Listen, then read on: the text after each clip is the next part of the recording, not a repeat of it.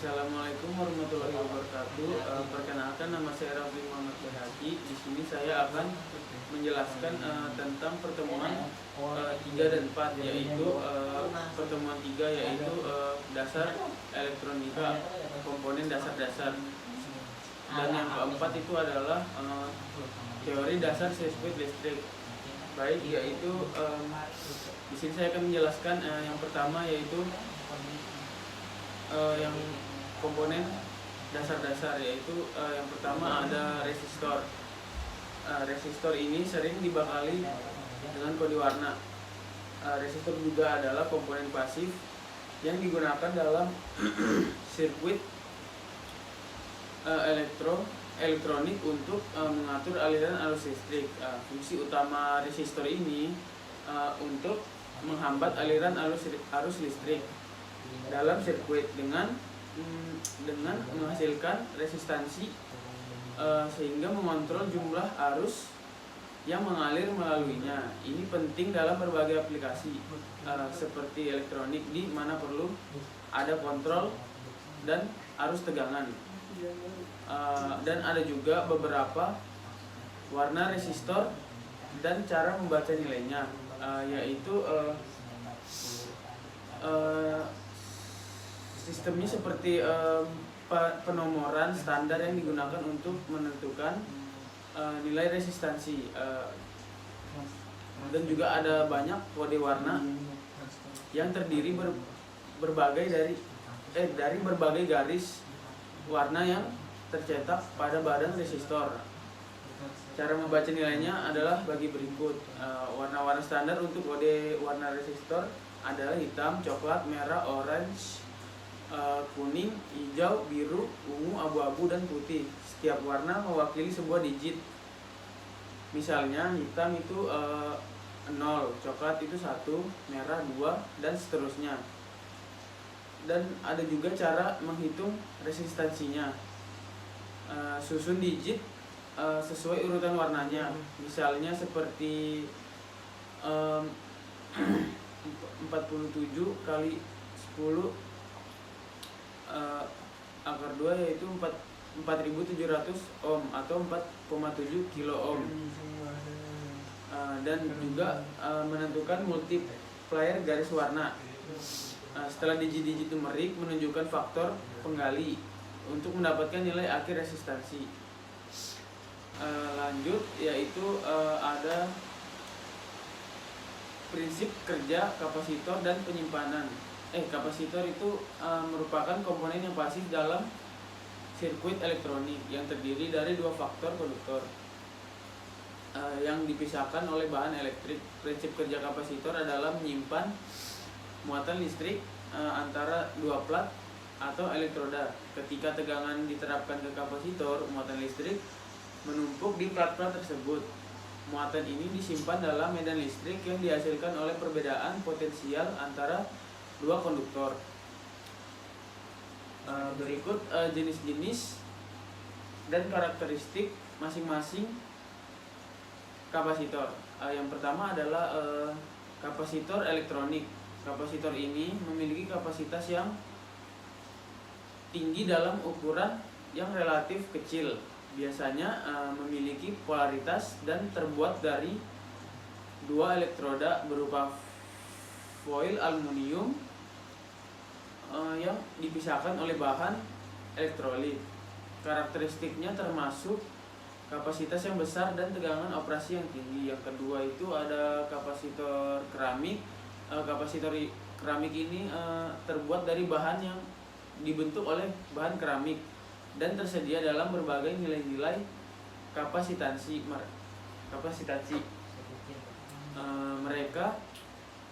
Mereka juga memiliki toleransi yang baik dan kestabilan frekuensi yang tinggi. Kapasitor keramik umumnya digunakan dalam aplikasi yang membutuhkan ukuran kecil dan kinerja yang stabil.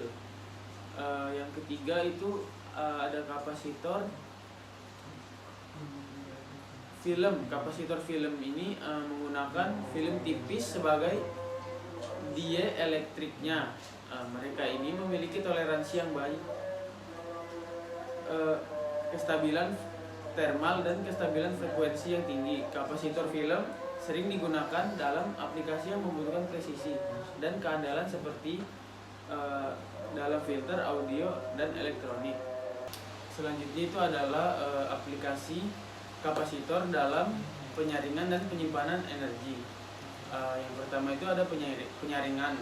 Kapasitor digunakan dalam sirkuit penyaringan untuk menghaluskan sinyal atau memblokir komponen frekuensi tertentu. Mereka dapat menghilangkan noise atau ripple pada sinyal daya atau audio. Yang kedua itu adalah penyimpanan energi. Kapasitor dapat digunakan untuk menyimpan energi dalam bentuk listrik. Mereka memiliki keuntungan dalam hal waktu respons yang cepat dan keandalan.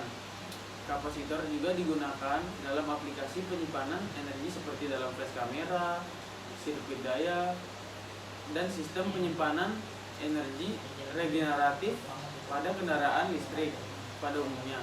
Dengan demikian, kapasitor adalah komponen yang penting dalam sirkuit elektronik yang memiliki berbagai jenis karakteristik serta berbagai aplikasi dalam penyaringan sinyal dan penyimpanan energi. Berikut yaitu adalah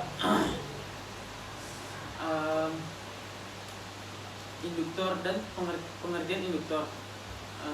Induktor ini adalah komponen yang pasif dalam elektronika yang terdiri dari gulungan kawat, sering disebut kumparan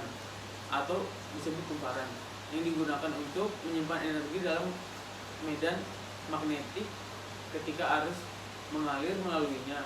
Beberapa konsep dasar yang terkait induktor dan sifat magnetiknya adalah yang pertama,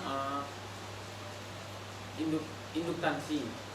Induktansi ini adalah sifat utama dari induktor yang menunjukkan kemampuannya untuk menyimpan energi dalam medan magnetik. Satuan induktansi adalah Henry atau H huruf besar. Yang kedua itu adalah medan magnetik. Medan magnetik ini ketika arus mengalir melalui induktor, maka medan magnet di sekitar induktor tersebut terbentuk. Besarnya magnet ini juga sebanding dengan jumlah arus yang mengalir melalui induktor. Yang ketiga adalah hukum Faraday. Perubahan arus induktor menghasilkan tegangan dalam induktor itu sendiri. Sesuai dengan hukum Faraday, tegangan ini berlawanan dengan perubahan arus yang menyebabkannya. Yang keempat yaitu adalah resistance AC. Induktor ini memiliki resistansi AC yang rendah terhadap arus searah DC, tetapi memiliki resistansi yang tinggi terhadap arus bolak-balik AC karena efek induksi dan faktor lainnya. Ada juga pengaruh terhadap induktor pengaruh induktor terhadap arus dan tegangan dalam sirkuit. Yang pertama itu terhadap arus dulu. Induktor ini bisa menghambat perubahan arus dalam sirkuit saat arus mengalir. Induktor juga mencoba mempertahankan arus tersebut. Yang menyebabkan tertahannya induktor ini yaitu adalah perubahan arus dalam sirkuit. Yang berikutnya yaitu adalah terhadap tegangan. Saat arus berubah dalam induktor, tegangan IMF yang dihasilkan ini dapat menyebabkan terjadinya tegangan saat arus dinyalakan atau dimatikan. Yang berikut adalah penerapan induktor dalam filter dan sirkuit daya. Yang pertama adalah filter induktor. Induktor digunakan dalam filter sirkuit untuk menghaluskan sinyal atau memblokir frekuensi tertentu. Yang kedua adalah sirkuit daya. Induktor digunakan dalam sirkuit daya beralih untuk menyimpan energi selama siklus kerja. Induktor dalam sirkuit ini membantu meratakan arus input dan output serta menyelesaikan isolasi galvanis antara input dan output. Dengan demikian, induktor adalah komponen yang penting dalam elektronika dengan berbagai penerapan, termasuk dalam filter sirkuit, sirkuit daya, dan memiliki pengaruh yang signifikan terhadap arus tegangan dalam sirkuit elektronika.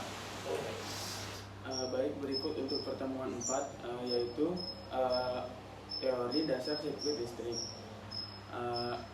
Yang pertama itu ada hukum Ohm. Hukum Ohm ini adalah prinsip dasar dalam elektronika yang menyatakan hubungan antara tegangan V, arus I, dan resistansi R dalam suatu sirkuit listrik. Rumus hukum Ohm yaitu adalah V sama dengan V sama dengan I kali R. V adalah tegangan dalam volt, lalu I adalah arus dalam ampere, sedangkan R adalah resistansi dalam ohm. Sirkuit seri, dalam sirkuit seri resistansi total disebut R total, adalah jumlah semua resistansi dalam sirkuit. Contohnya R total sama dengan R1 tambah R2 dan tambah seterusnya. Kemudian menggunakan hukum Ohm, tegangan total yang disebut V total dapat dihitung sebagai V total sama dengan I kali R total. Yang kedua itu sirkuit paralel. Dalam sirkuit paralel ini resistansi total yaitu R-1 total adalah jumlah dari kebalikan semua resistansi dalam sirkuit. Kemudian menggunakan hukum Ohm, arus total I total dapat dihitung sebagai I total sama dengan V kali R minus 1 total. Yang kemudian analisis sirkuit DC direct current. Menganalisis sirkuit arus searah menggunakan metode hukum Ohm dan hukum Kirchhoff. Analisis sirkuit arus searah DC menggunakan hukum Ohm dan hukum Kirchhoff adalah pendekatan yang umum dalam pemecahan masalah listrik. Berikut adalah langkah-langkah umum yang pertama, yaitu yang pertama identifikasi komponen.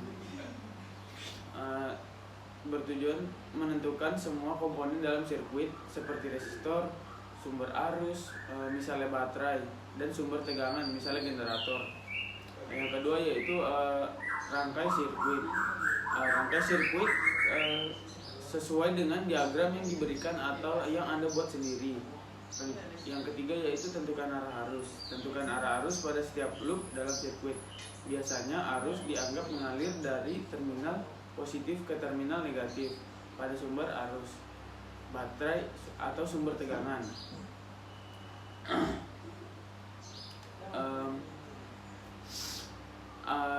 Analisis nodal.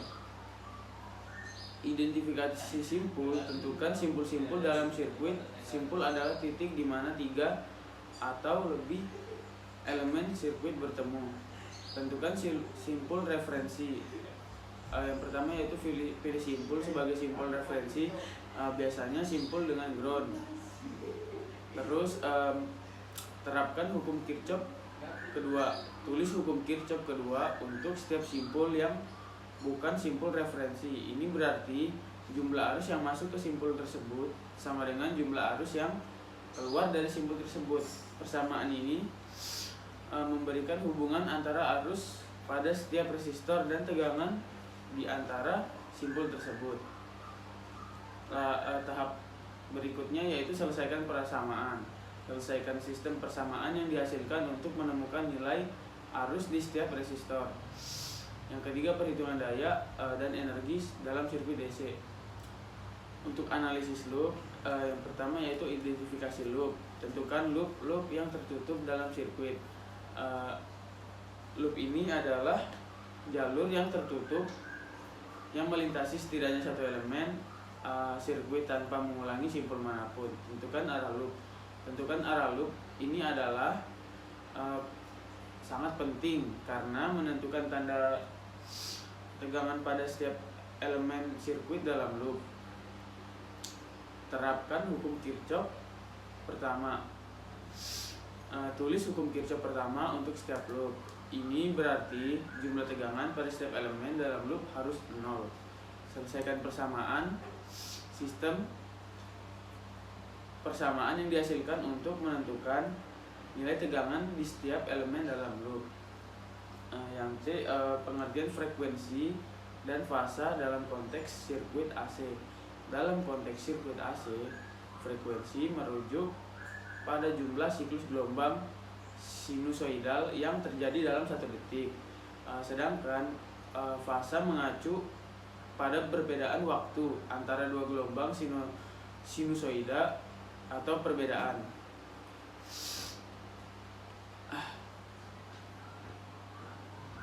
Sudah Kak, sampai situ aja. Jangan ketiduran tuh Om, sorry. Lagi di sini. Ini ya. Sudut antara dua gelombang sinusoidal dalam satu siklus. Dalam istilah sirkuit AC, fasa sering digunakan untuk menjelaskan hubungan waktu atau sudut antara tegangan dan arus dalam sirkuit. Hubungan antara frekuensi, periode, dan panjang gelombang.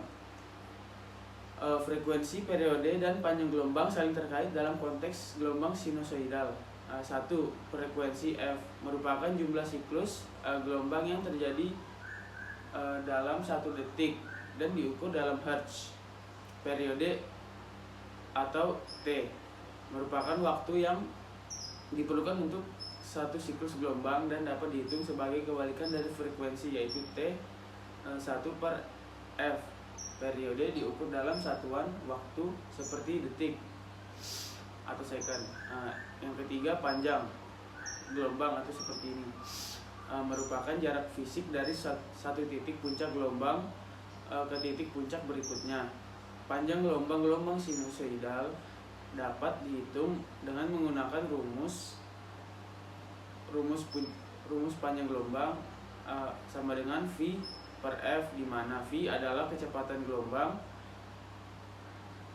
Dalam gelombang sinusoidal, kecepatan gelombang biasanya setara dengan kecepatan cahaya pada vakum, sekitar 3 kali 10⁸ meter per detik.